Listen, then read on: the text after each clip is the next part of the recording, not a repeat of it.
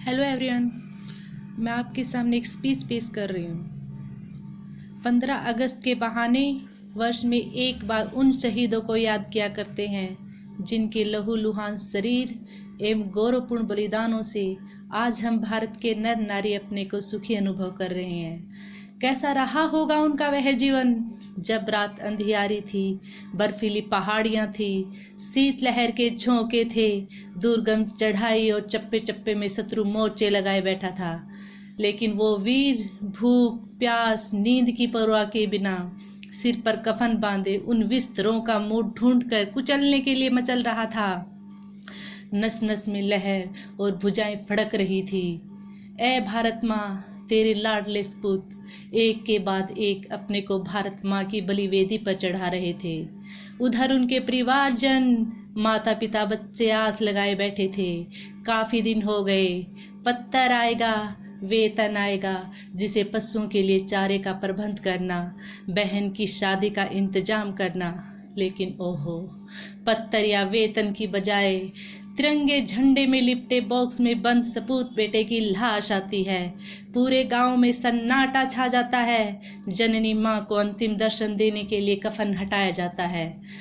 माँ गोलियों के निशानों को देखती है तो सहम जाती है।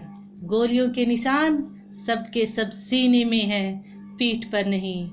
ऐ मेरे वीर सपूत, आज तूने मेरे आंचल के दूध की लाज रखते हुए माँ का ऋण चुका दिया है। सारा राष्ट्र तेरे बलिदान पर नतमस्तक है।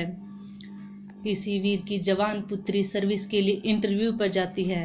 रिश्वत न दे सकने के कारण यह कहकर लौटा दी जाती है कि यहाँ जगह नहीं है। आकर माँ के सामने आंसुओं की झड़ी लगाती हुई कहती है, माँ, आज मेरे पिताजी जिंदा होते तो क्या मुझे ऐसे लौटना पड़ता। ये हाल इस देश का जिसने सारे राष्ट्र को जगह दी, आज उसकी संतान के लिए जगह नहीं। रिश्वत लेने वाले देश के गद्दारों, जरा याद करो उनकी कुर्बानी को।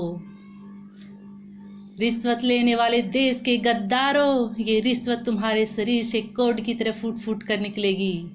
ऐ देश के गद्दारों, जरा याद करो उनकी कुर्बानी को। जिसका भरी जवानी में पुत्र सदा सदा के लिए जुदा होता है तो दुख का अंदाजा नहीं लगाया जा सकता। आंखों के सामने अंधेरा छा जाता है। हिमालय से बड़े दुख का कहर टूट पड़ता है।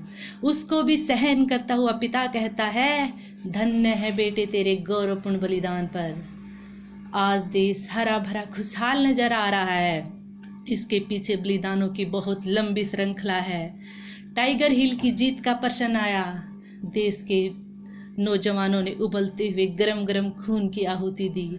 मांस को चिमटियों से नुचवाया, जीते जी अंग अंग को कटवाया। लेकिन भारत माँ का भाला नीचे नहीं होने दिया। जब जब भी देश पर संकट आया, बहादुर नौजवानों ने देश के लिए अपना सर्वस्व लुटाया। इसी देश की आज़ादी के लिए महर्षि दयानंद जी ने 17 बार जहर खाया।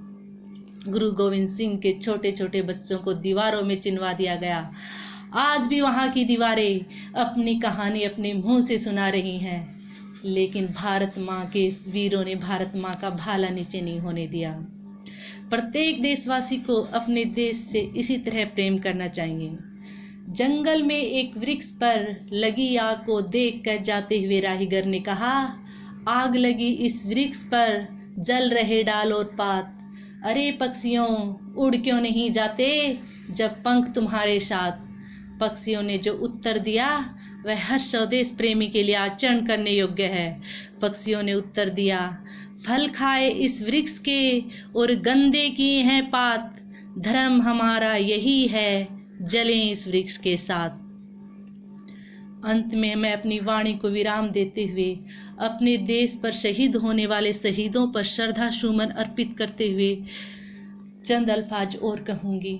मौत जीने का नया अंदाज है, मुश्किलें भी सुरीला साज है। मातृभूमि पर काम आए लाडलों, पूरी मानवता को तुम पर नाज है। जय हिंद।